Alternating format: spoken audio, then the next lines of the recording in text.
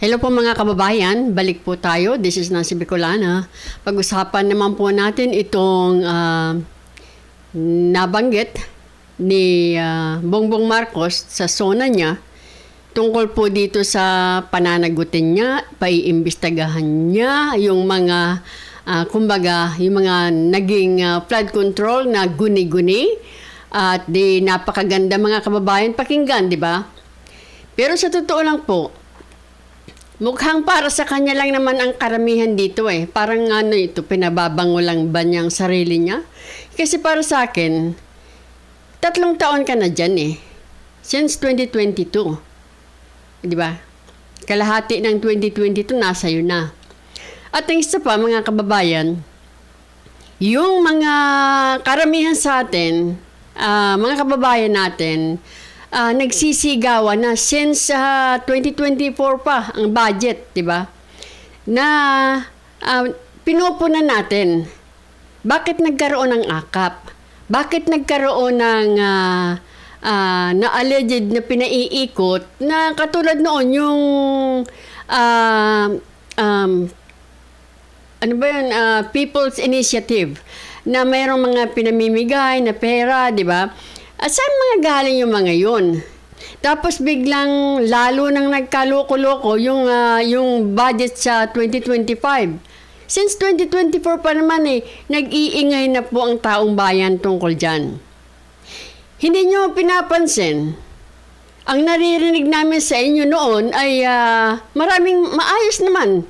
Maraming ingay. Ingay lang yan. Pero ngayon, na talagang nakikita na lalo pa, at pumasok na isampa na sa korte yung mga reklamo na mga yung mga blankong BICAM report na naisampa sa korte. Talagang seryosong nagtatanong na ang tao, talagang seryosong nakikita na ng tao na habang tumatagal, ini-ignore nyo yan tinatawag nyo lang na maingay lang yung mga tao, di ba?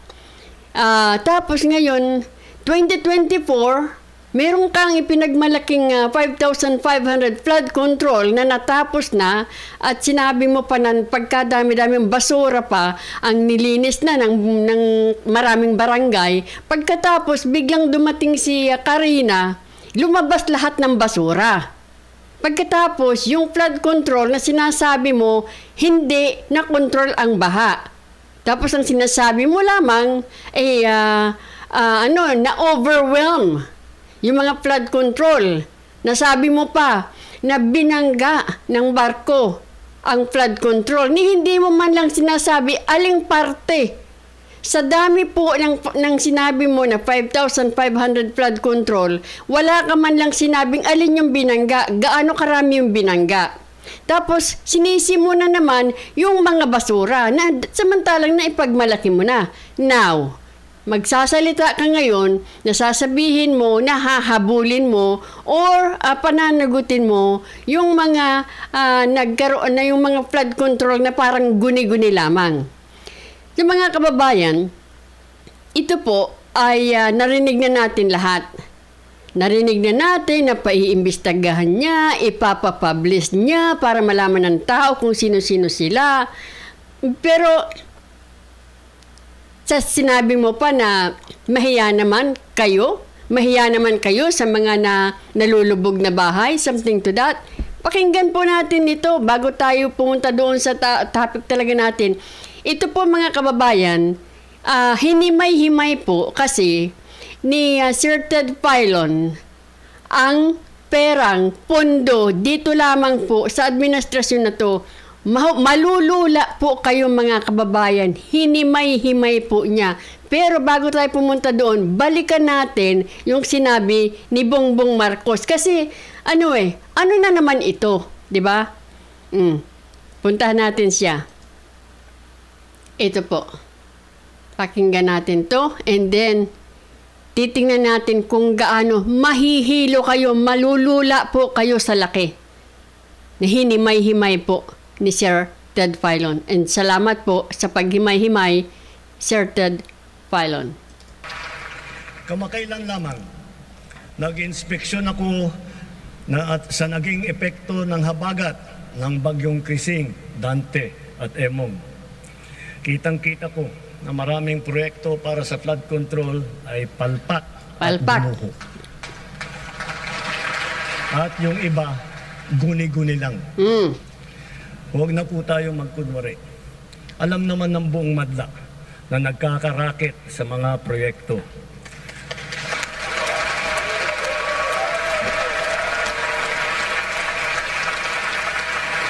Mga kickback, mga initiative, errata, SOP, for the boys. Kaya sa mga nakikipagsabwatan upang kunin ang pondo ng bayan at nakawin ang kinabukasan ng ating mga mamamayan, mahiya naman kayo sa inyong kapwa Pilipino.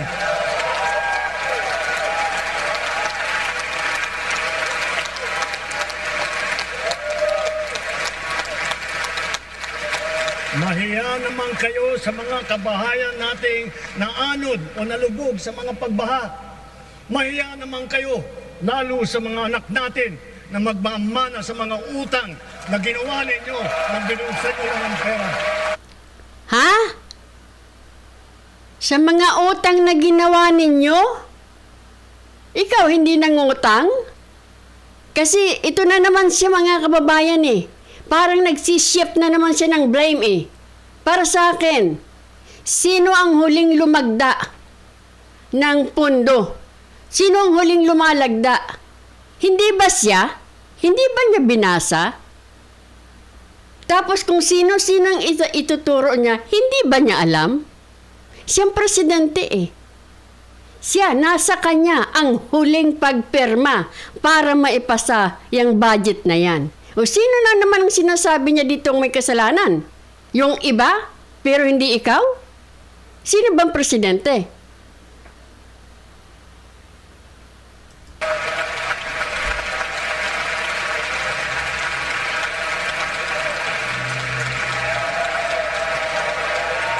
Grabe.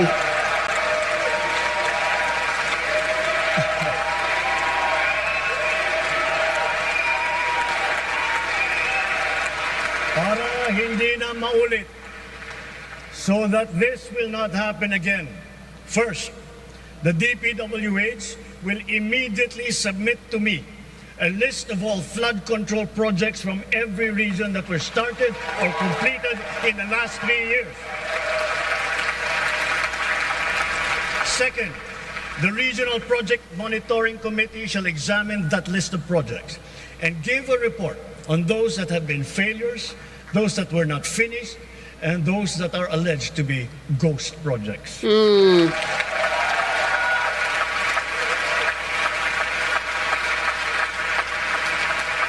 And third, we will publish this list. Yeah.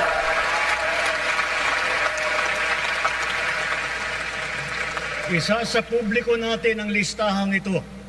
Kaya ang publiko na saksi sa mga proyektong ito ay malayang suriin ang listahan at magbahagi ng kanilang nalalaman para makatulong sa ating investigasyon.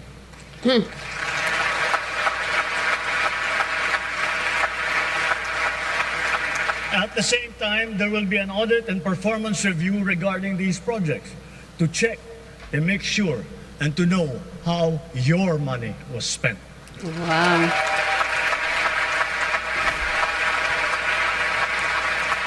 Sa mga susunod na buwan, makakasuhan ang lahat ng mga lalabas na may sala mula sa investigasyon, pati na ang mga kasabwat na kontratista sa buong bansa.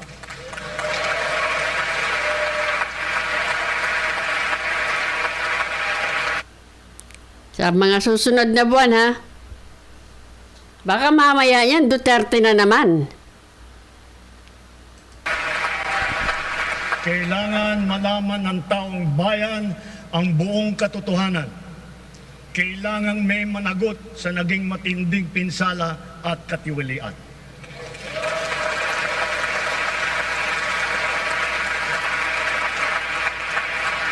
Therefore, for the 2026 national budget, I will return any proposed general appropriations bill that is not fully aligned with the national expenditure program.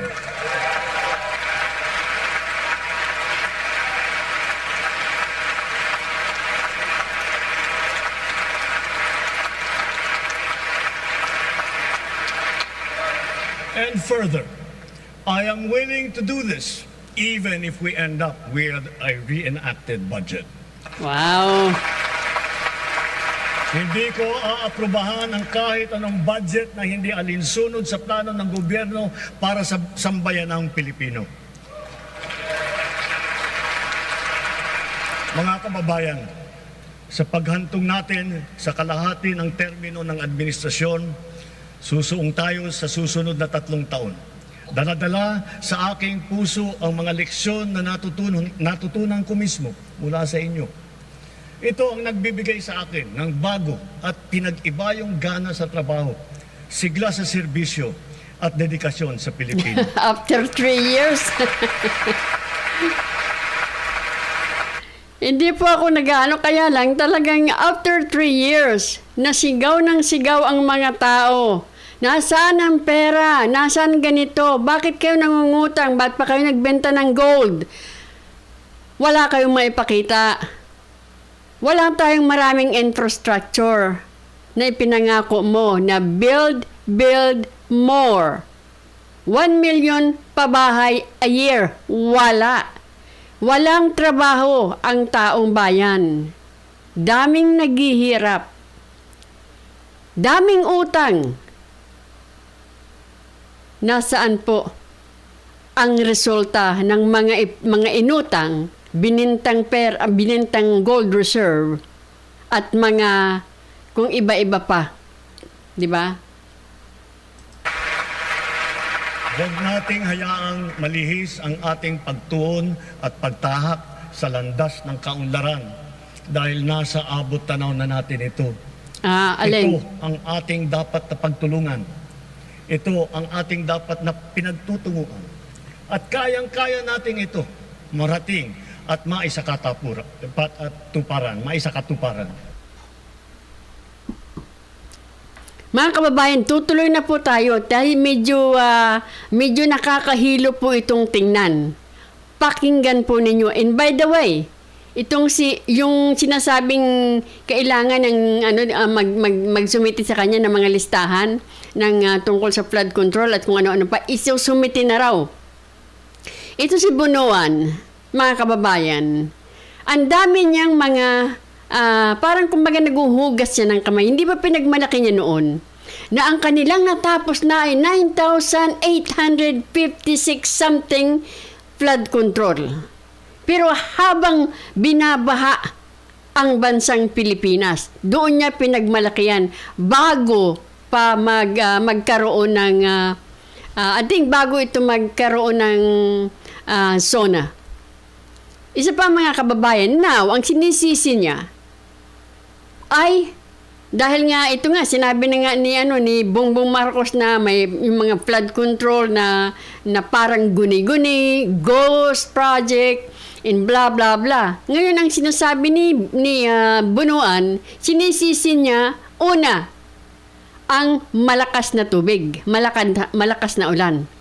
Pangalawa, sinisisi niya yung mga luma na daw na flood control.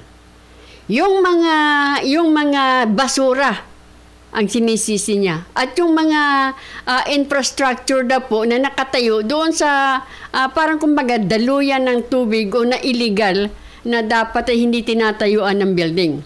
Ang dami po niyang sinisisi, ang dami po niyang binabanggit. Samantalang nandyan siya, that's why nandyan siya para trabahuhin niya yung mga isinasabi nila sa atin. Kaya nga po ito, nakakahilo po, kung nakakalula po ang laki ng kanilang budget. Tingnan po ninyo to. Ito.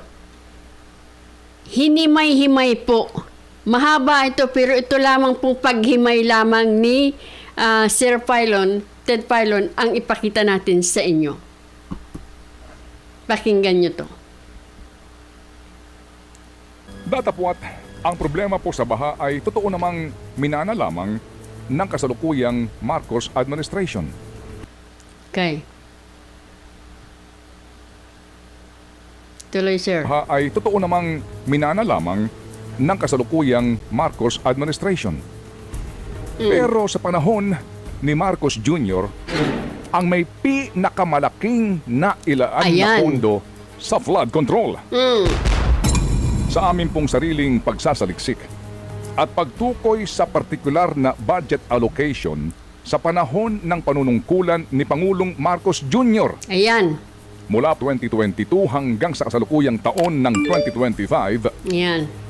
1 trillion 194 billion 591 million 902,000 pesos ang perang inilaan para sa mga programa ng DPWH sa sinasabing flood control. Sa laki, sa sobrang laki, halos taon-taon lumalaki. Bakit pati ang baha lumalakas, tumataas, lumalaki din? Di ba?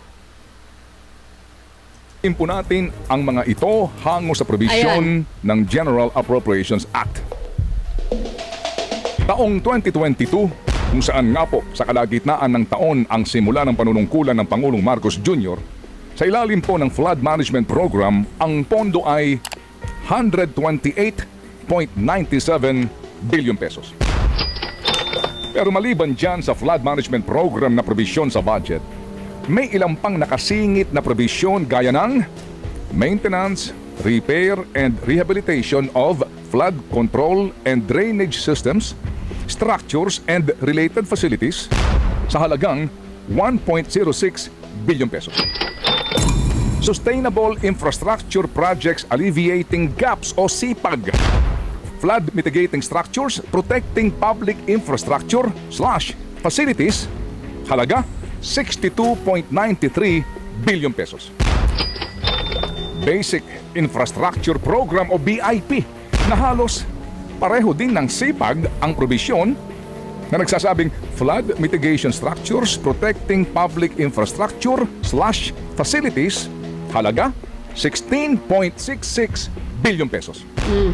Suma total for 2022, 209 billion 613 million 148,000 pesos. Ang sinasabi po ni Sir Ted Filon, itong dalawa na to, ito saka ito, Sustainable Infra Project at saka itong Basic Infra Project, Flood Mitigation Structure, halos pareho, pero may magkaibang amount. To, pero halos pareho. Mula 2022, Ayan, ito'y palaki ng palaki. palaki. Palaki ng palaki ang DPWH flood budget. Taong 2023, 279 billion 68 million 277,000 pesos. Yan. Taong 2024, 350 billion 716 million 963,000 pesos.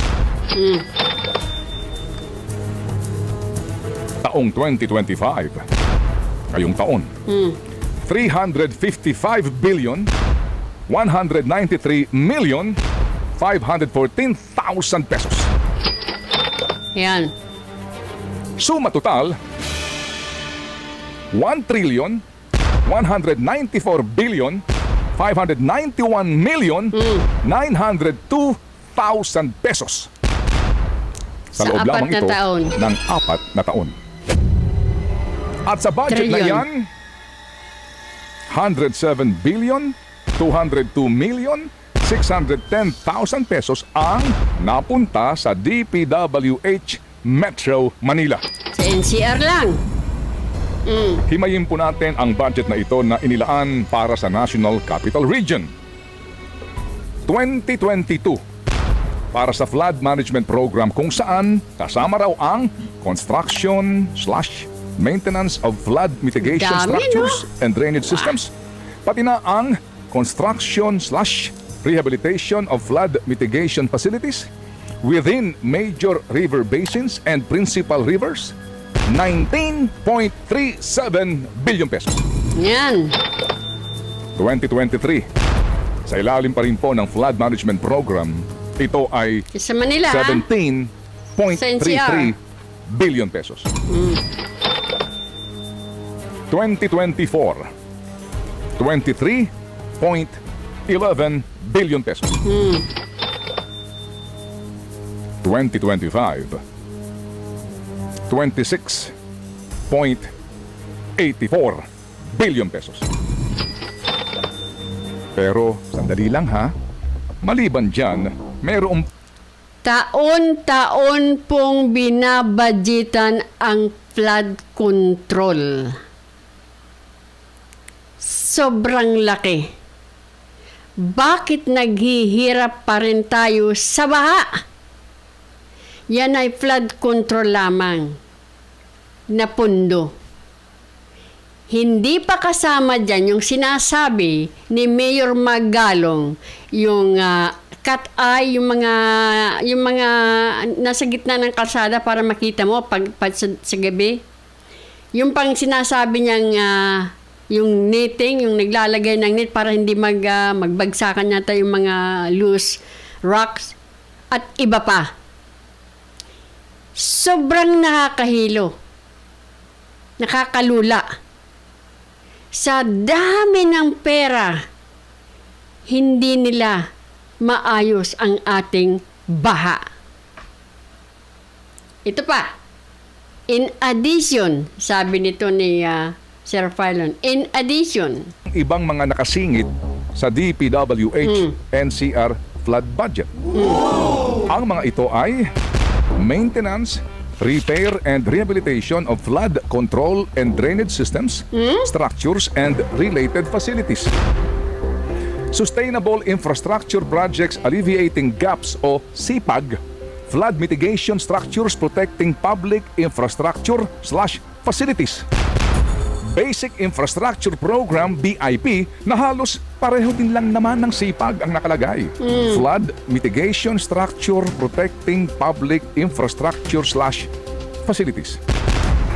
Kapag po pinagsama-sama natin lahat ang mga umano'y proyektong ito at ang perang nakalaan para sa Flood Management Program sa taong 2022, 23.61 billion pesos. sa NCR lang. 2023, 22.40 billion pesos. Taon-taon, di ba? 27.34 billion pesos. Ngayong taon, 2025, 33.85 billion pesos. Kaya naman, para po lamang sa Metro Manila o National Capital Region, ang kabuuang flood budget ay 107,202,610,000 pesos. NCR At yan lang. po ay sa loob lamang ng 4 na taon. Datapwat, take note, hindi Meron pa kasama rito ang pondo na $500 million.